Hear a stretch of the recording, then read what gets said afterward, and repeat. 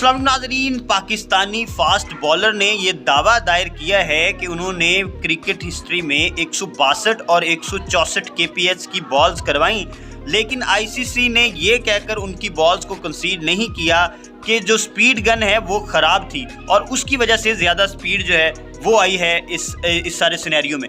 लेकिन मोहम्मद शमी वो बॉलर हैं और उनका ये दावा है कि वो इससे पहले भी तेज़ बॉल्स करवाते रहे हैं। हमने उनका क्रिकेटिंग कैरियर देखा, वो बहुत ज़्यादा एक्यूरेट एक्शन वाले और एक बहुत ही खूबसूरत उनका एक्शन था और उनके एक्शन को बहुत ज़्यादा सराहा जाता था, बहुत ज़्यादा पसंद किया जाता था, जिस कदर स्मूथ एक्शन था उनका।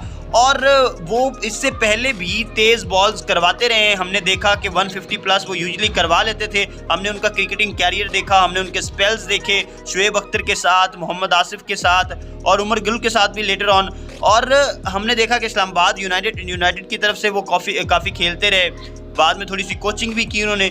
लेकिन ये है कि उनके क्रिकेटिंग कैरियर में तेज़ बॉल्स तो थी, इसमें तो कोई शक नहीं है कि 150 प्लस वो बॉल यूजुअली करवा लेते थे। लेकिन 160 का जो फिगर है, 160 का जो मार्जिन है, उसको क्रॉस करना ज़रा मुश्किल था, क्योंकि जितने भी बड़े बॉलर्स हमने देखे, शुएब अख्तर है, शॉन टेट, ब्रेटली वगैरह, जिन्होंने 160 से ऊपर बॉल्स करवाई हैं, तो उनके क्रिकेटिंग कैरियर में बहुत कम हुआ है ऐसे कि उन्होंने 160 से ज़्यादा स्पीड पे बॉल करवाई हो।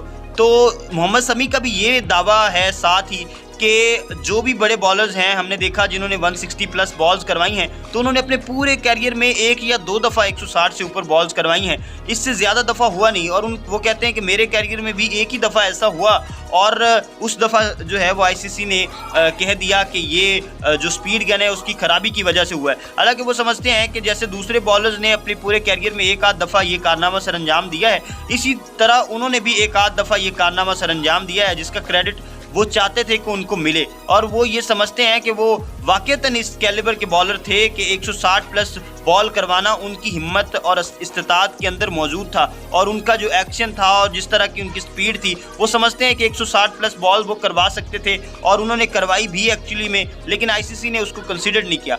अब दूसरी तरफ जो अगर हम देखें तो हमने बहुत से बॉलर्स और दूसरे भी देखे हैं, जैसे अभी हारिस रऊफ़ हैं, मिचेल स्टार्क हैं, मोहम्मद हसनैन हैं, नसीम शाह हैं, ये वो बॉलर्स हैं। अभी उमरान मलिक भी एक आईपीएल में बॉलर आए जिन्होंने 150 प्लस बॉल्स करवाई हुई हैं। तो 150 प्लस एक बिल्कुल मुख्तलिफ फिगर है, जबकि 160 का जो फिगर है वो बहुत ज़्यादा जो है वो एक मुख्तलिफ चीज़ है और उसको अबूर करना बहुत एक मुश्किल चीज़ समझी जाती है। शुएब अख्तर वगैरह के हम बयान सुनते रहे हैं कि वो कहते थे कि किस कदर मुश्किलात का सामना करना पड़ता था उन्हें, किस कदर वर्कलोड होता था और किस कदर मुश्किल थी वो 160 की से ऊपर की बॉल करवाना। तो क्या ये दावा सच है मोहम्मद शमी का?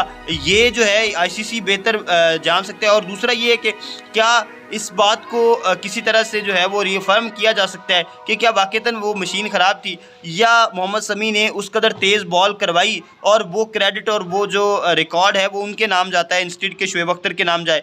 लेकिन ये तो एक मिस्ट्री है ही।